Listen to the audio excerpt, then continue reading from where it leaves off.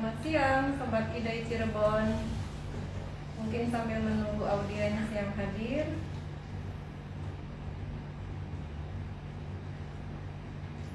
Perkenalkan, saya Dr. Lina Haryanti. Kali ini saya akan membawakan acara Idai Cirebon Talk yang bertopik waspada DBD di sekitar kita. Kali ini sudah hadir Dr. Wawan sebagai narasumber. Selamat siang, Dokter. Selamat siang, Dokter. Sehat selalu ya, Dok. Alhamdulillah. Alhamdulillah, semoga Sobat Idai Cirebon juga dalam keadaan sehat walafiat. Oke, saat ini di musim penghujan memang banyak sekali kasus demam berdarah ya. Mungkin mama papa, ayah bunda di rumah ada yang anaknya juga menderita sakit ini. Nanti akan kita bahas satu persatu. Sebelumnya mungkin saya akan perkenalkan dulu Dr. Wawan. Mungkin yang di Cirebon sudah tidak asing dengan beliau. Dr. Wawan adalah dokter spesialis anak di kota Cirebon yang berpraktek di Rumah Sakit Medimas, Rumah Sakit Permata Cirebon, dan klinik klinik Femina. Beliau pernah menjabat sebagai Ketua IDAI wilayah Cirebon, wilayah 3 Cirebon ya, periode 2008 sampai 2011, kemudian periode berikutnya 2011 sampai 2014. Nah, oke, mungkin untuk menyingkat waktu, silakan Dokter Wawan untuk menjelaskan sedikit tentang apa sih itu demam berdarah. Baik, terima kasih Dokter Lina. Assalamualaikum warahmatullahi wabarakatuh, Sobat Cirebon, Sobat Idai Cirebon 3 Cirebon. Semoga sobat-sobat semua sehat selalu dan dalam lindungan Allah Subhanahu wa taala. Baik.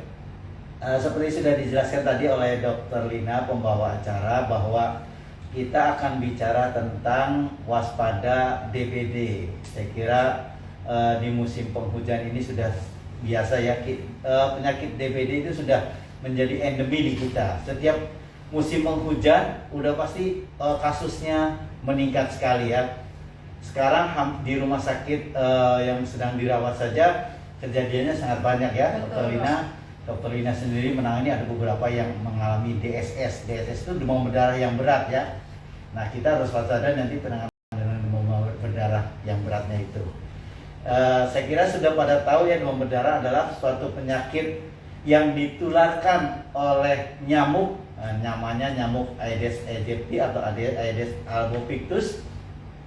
Nah, nyamuk ini unik, dia hidupnya hanya di air bersih. Terus kerjanya juga seperti kita pegawai PNS ya.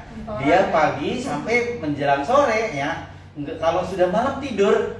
Jadi anak-anak di sekolah bisa kena, anak-anak yang lagi main-main di pekarangan, anak-anak yang lagi main di rumah, di dalam rumah itu bisa terkena penyakit demam berdarah dengue itu. Jadi waspada. Makanya ada anjurannya kita harus mencegahnya supaya jangan sampai kena DBD. DBD itu biasanya terserang kira-kira munculnya tuh 4 sampai 10 hari setelah Anda digigit nyamuk. Nah, nyamuknya itu habis menggigit orang yang kena DBD, dia mengambil virusnya, terus menggigit seseorang. Nah, seseorang itu jadi tertular virus. Jadi menularnya lewat DBD. Jadi kalau kontak kita satu orang DBD dengan kita, kalau tidak ada nyamuk yang menggigit anak yang lainnya, ya tidak kena. Jadi bukan kontak langsung, tapi lewat melalui gigitan nyamuk. Nah, itu yang pertama. Nah, jadi kita harus berusaha supaya pertama gejala-gejalanya dulu ya. Gejala-gejalanya yang biasanya umumnya kalau kita curiga DBD itu, curiga kena demam berdarah, adalah tiba-tiba panas tinggi. Jadi waspada. Kalau ada kita anak-anak tiba-tiba kena panas tinggi, terus sampai 40 kadang bisa. Terus sakit kepala, mual muntah, badan pegel-pegel, ngilu-ngilu, sakit di belakang kepala, di belakang mata kita. Nah, itu hati-hati. Kalau ada yang seperti itu waspada. biasanya memang ketahuannya di setelah 4 hari. Kalau kita periksa darah itu trombositnya baru turun di hari keempat. Tetapi sekarang sudah bisa dengan teknologi yang maju sekarang ini, hari pertama kedua sudah bisa ya Dr. Lina ya.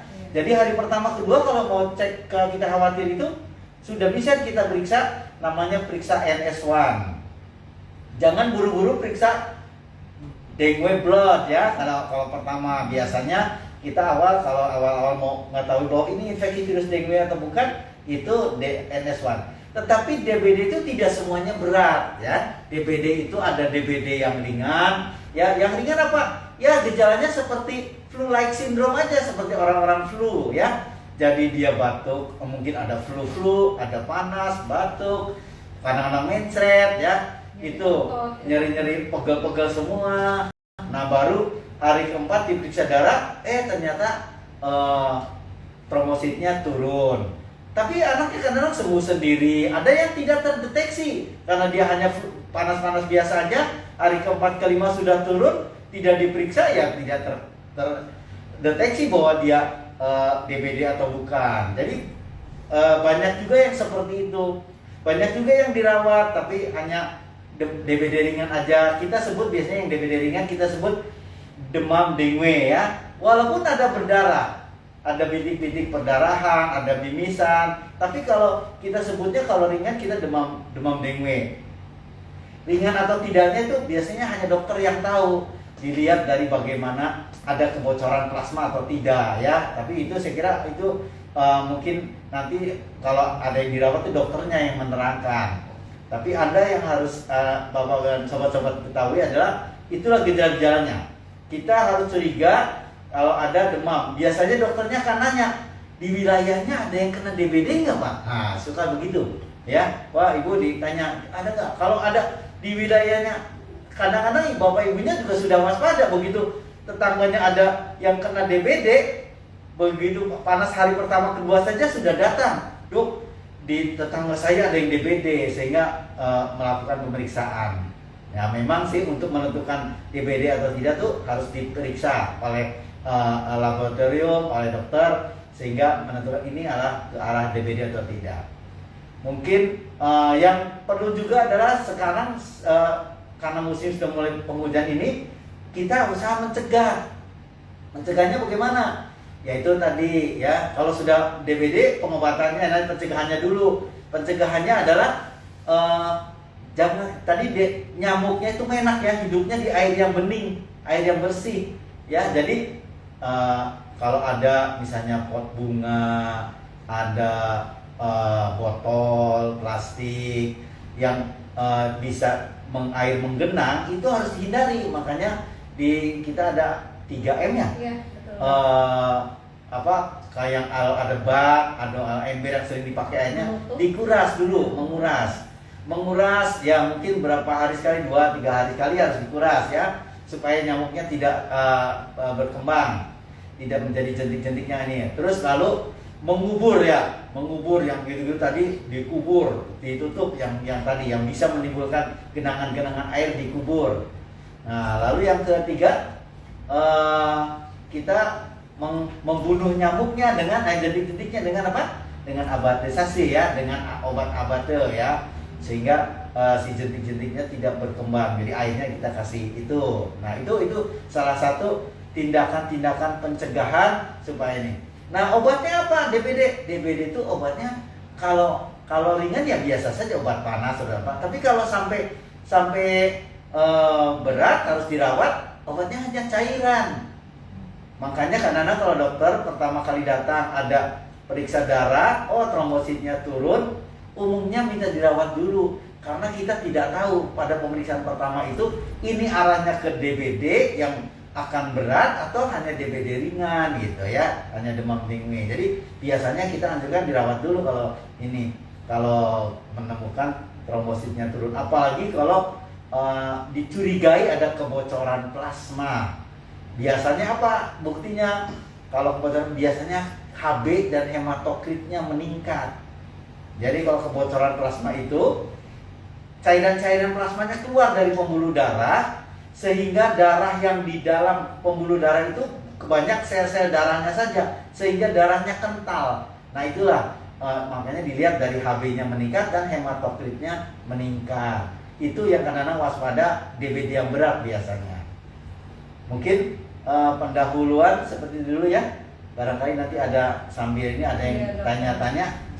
Lalu Ya. dokter, bagaimana supaya yang ringan itu tidak menjadi berat, dok? Kalau yang perlu orang tua waspadai di rumah.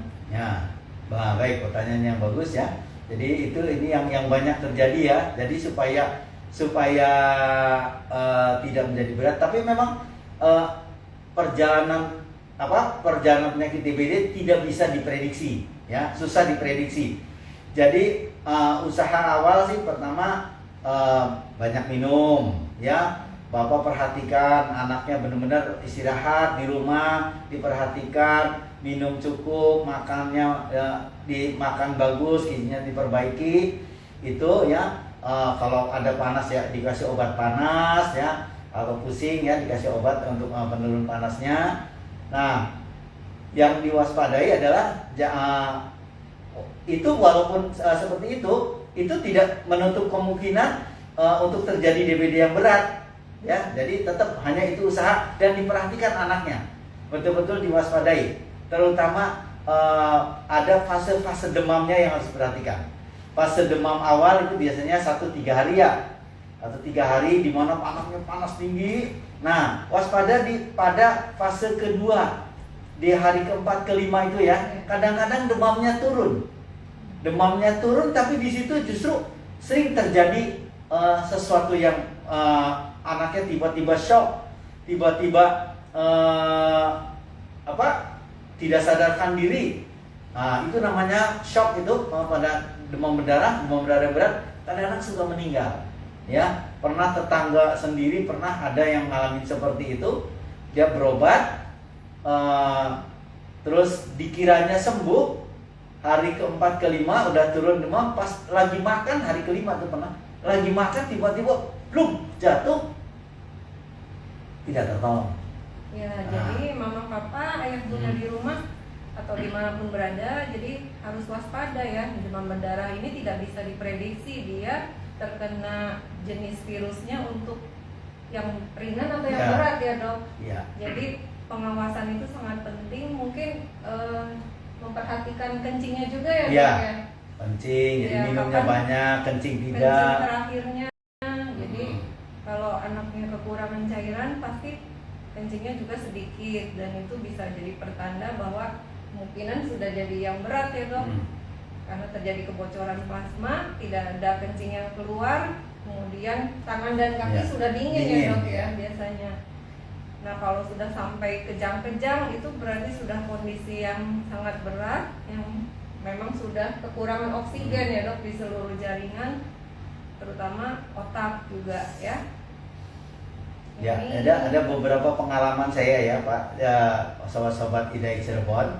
Ada beberapa pengalaman. Saya sendiri sebagai dokter pernah merawat seorang anak, kebetulan anaknya 12 tahun, anaknya bagus lah, ideal gitu, tingginya di atas 170, beratnya juga 70 kiloan. Hari ketiga panas dari awal hari waktu itu belum ada pemeriksaan NS1. Ya. Belum ada pemeriksaan NS1, jadi kita nggak tahu. Hari pertama panas, hari kedua panas, hari ketiga turun demamnya. Hari ketiga turun, saya belum ini, dia minta pulang belum. Nanti saya lihat hari keempat. Hari keempat demamnya udah sama sekali nggak demam. Saya periksa ulang darah rutinnya, HB masih 12, hematokrit 37. Saya ingat betul, trombosit memang rada turun.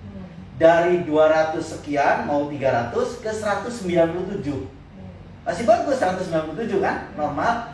Jadi trombositnya normal, udah bagus, karena udah 24 jam, lebih 24 jam nggak demam, anak itu pulang. Kebetulan itu Allah masih melindungi ya.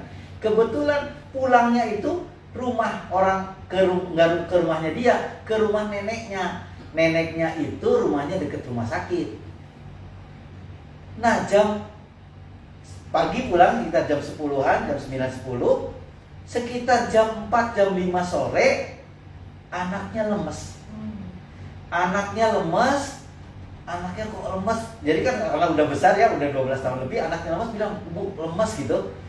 Si ibu itu sore itu datang ke tempat praktek saya, ibunya saja sendiri datang ke tempat praktek saya menyampaikan, "Dok, anak saya yang tadi pulang lemes." Saya langsung, ibu bawa anaknya langsung ke IGD. Begitu IGD sudah nadinya halus ya, langsung, tapi masih sadar, sehingga anaknya udah gede, langsung pasang infus 2, langsung bisa diguyur dan diperiksa HB, HT trombo, HB-nya naik jadi 17. Dari 12 bayangkan naik jadi 17 hematokrit HB-nya, dan hematokritnya dari 37 jadi 51. Nah, itu tanda DBD yang berat itu. Kalau HB dan hematokritnya meningkat berarti derajat jadi bocor. Bayangkan aja, saya yang mengawasin setiap hari sudah bagus, hari keempat jatuh ke dalam kondisi shock. Itu makanya susah diprediksi demam berdarah itu. Makanya kita kadang-kadang suka minta dirawat aja dulu ya, kalau pertama-tama, karena bukan dokter pengennya ngerawat aja, enggak. Itu terus terang DBD itu unpredictable ya ininya ya, susah diprediksi sahabat-sahabat IDAI Cirebon. Iya, jadi itu pengalaman ya yang bisa diambil pelajaran untuk selalu waspada, bahwa kalau anaknya saat hari ke-4 ke-5 demamnya sudah turun, bukan berarti sudah sembuh, justru itu hari kritisnya ya, Dok. Waspada. Lalu Dok, ada pasien yang mengeluhnya nyeri perut. Nah, itu salah satu prediksi bukan, Dok, untuk ke arah yang berat? Iya, betul. Jadi yang sering nih justru yang sering kita curiga juga kalau pasien itu adalah salah satu keluhannya adalah sakit perut ya. Sakit perut itu salah satu prediksi waspada, karena DBD itu kan nyerangnya ada gangguan di fungsi liver ya. Jadi sering sekali di daerah perut terutama di ulu hati sama ke arah kanan ya, kanan atas itu agak sakit. Itu juga salah satu prediksi hati-hati DBD yang berat ya, itu ya bisanya. Jadi perlu waspada juga ya. Keluhannya mungkin tidak hanya demam, tapi ada keluhan lain, muntah-muntah, ya, muntah, nyeri perut, sakit kepala.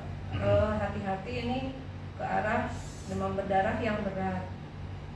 Nah, ini belum ada pertanyaan dari audiens, Dok. Mungkin saya akan menanyakan ke dokter nih, kapan sih pasien yang dirawat itu boleh pulang, Dok? Oh ya. Jadi kalau pasien itu pulang, pertama adalah syaratnya biasanya sudah lewat hari ke-5 ke-6 tuh biasanya hari ke-5 sudah bagus, sudah nggak demam. Syaratnya adalah sudah bebas demam lebih dari 24 jam.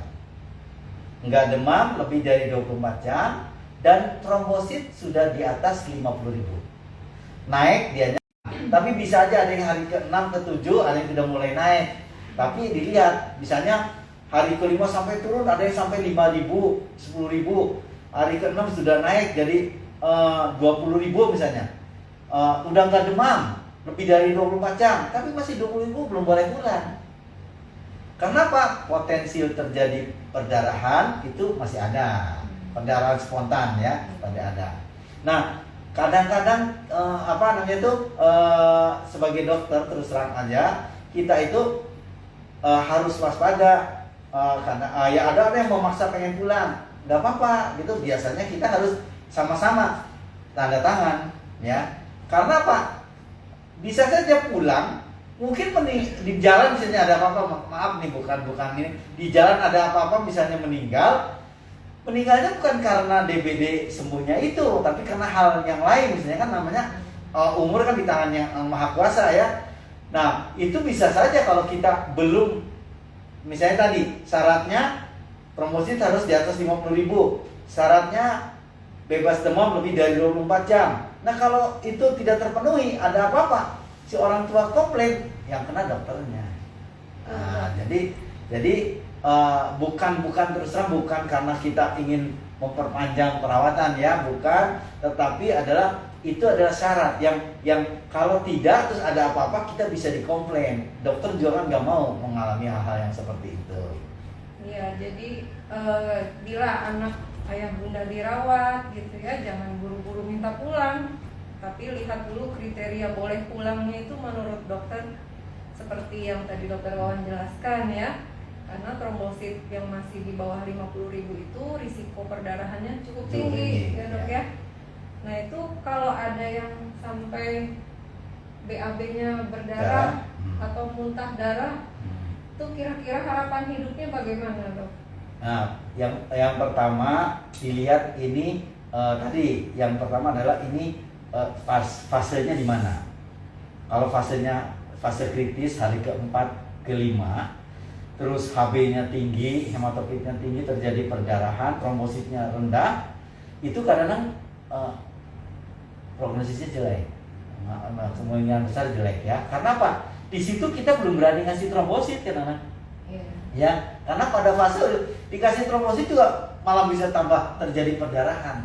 Kalau pada fase-fasenya itu, tetapi kalau fase-fasenya penyembuhan, misalnya ya hari ke-7 ya trombositnya sudah stabil, terjadi perdarahan, saya trombositnya 20.000, hari ke-7 udah tidak demam, terus perdarahan saluran cerna, ada misalnya ada BAB-nya warna hitam atau ada muntah darah, itu prognosisnya tetap baik.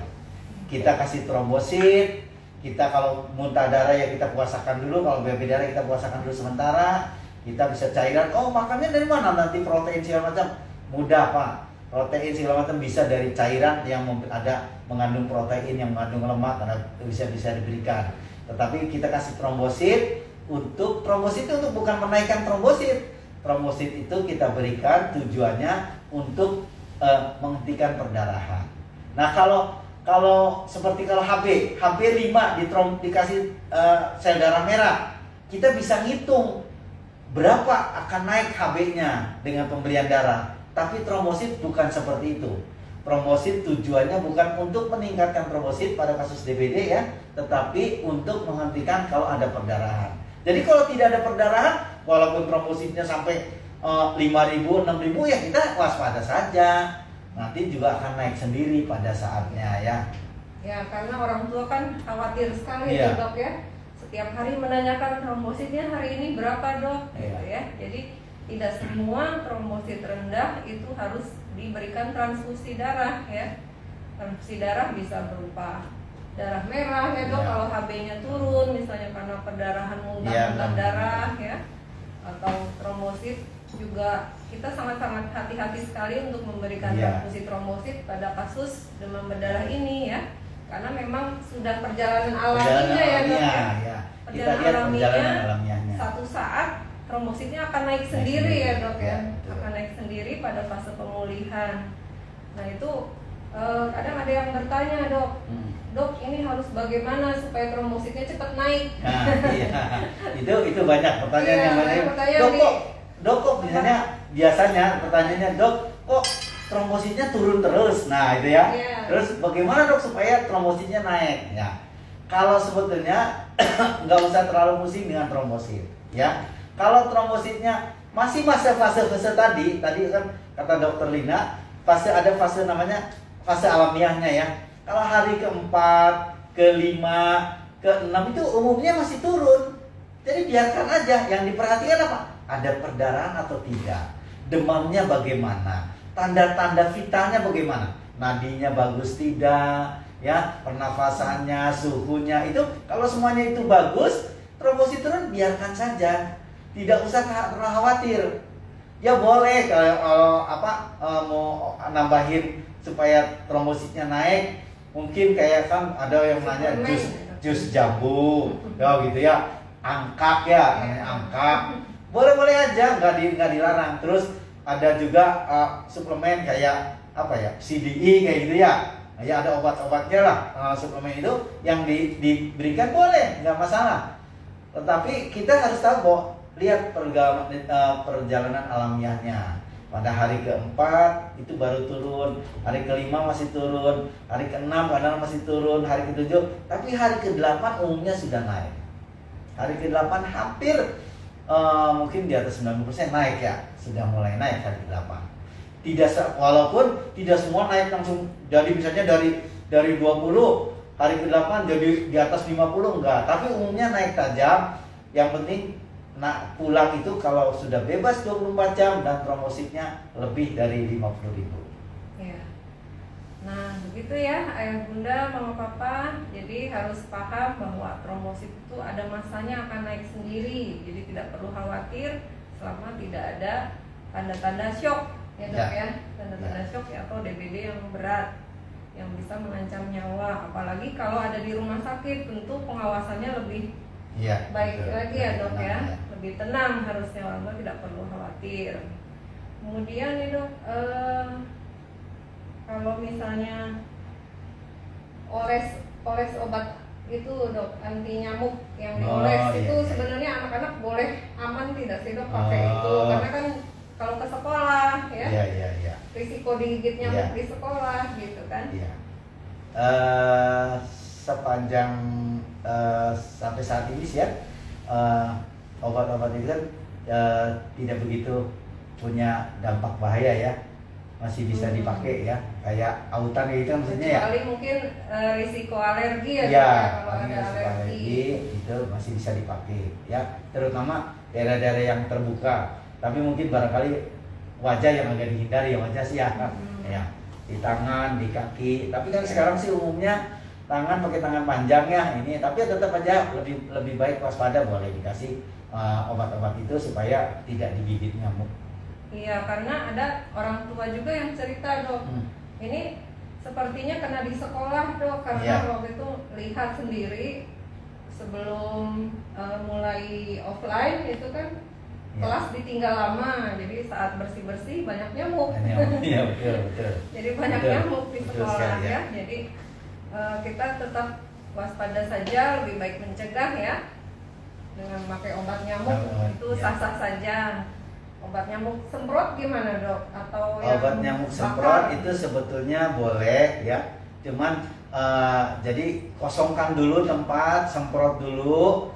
Mungkin sudah setelah 1 jam bisa masuk gitu ya, jadi 1 jam supaya tidak terhirup ya dok ya, karena itu tetap mengandung aerosol ya dok ya, bahan-bahan kalau yang bisa tiap hari mungkin barangkali nanti ada dampaknya yang kita belum ketahui gitu ya. Oke dok, ini belum ada yang bertanya dari sobat Idai Cirebon ya. Jadi sebagai take home message-nya apa nih dok untuk orang tua di rumah? Yang pertama, waspada dengan DBD, apalagi sekarang di musim-musim sekarang ini kasusnya sedang banyak ya. Pencegahan lebih baik dari pengobatan. Tadi lingkungan ya, 3M tadi, menguras, mengubur, memberikan abatisasi ya, ini itu yang harus dilakukan. Terus tadi ya, kalau tidur mungkin kalau ada kelambu boleh pakai kelambu gitu ya, kalau punya bayi, punya anak ya. Lalu kalau itu karena misalnya ada demam, curiga, waspada. Tadi di rumah itu perhatikan ya, kalau kita mendapatkan anak yang gejala-gejalanya seperti DBD, perhatikan. Waspada di hari ke-4 ke-5, hari kritisnya hari ke-4 ke-5 ya, terjadi shock tuh di hari ke-4 ke-5, waspada. Walaupun kadang-kadang demamnya turun. Waspada tanda-tanda bahaya.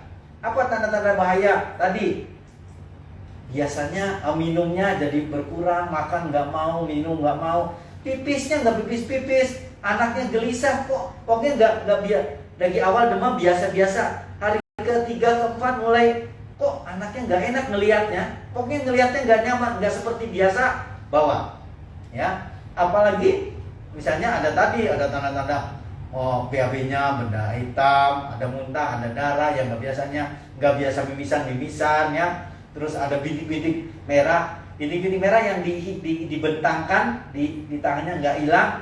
Nah itu waspada ya. Jadi kalau ada hal yang tanda-tanda bahaya itu ya segera harus dibawa ke rumah sakit. Jangan nunggu praktek dokternya. Wah, dokter Wawan jam sekian, jangan. datanglah ke IGD kalau ada hal yang seperti itu. Oke dokter, jadi IGD selalu terbuka 24 jam ya dok ya. Jadi kalau ada tanda bahaya segera datang ke IGD jam berapapun, karena kondisi shock itu tidak boleh berkepanjangan ya dok ya.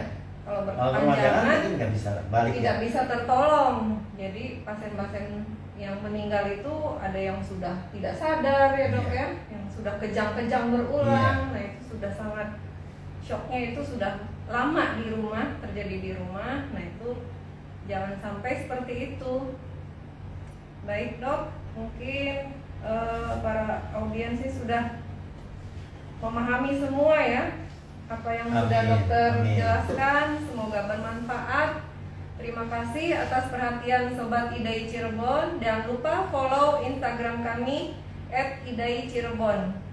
Sampai jumpa di lain kesempatan. Terima kasih. Assalamualaikum warahmatullahi wabarakatuh. Selamat siang Sobat IDAI Cirebon. Waalaikumsalam.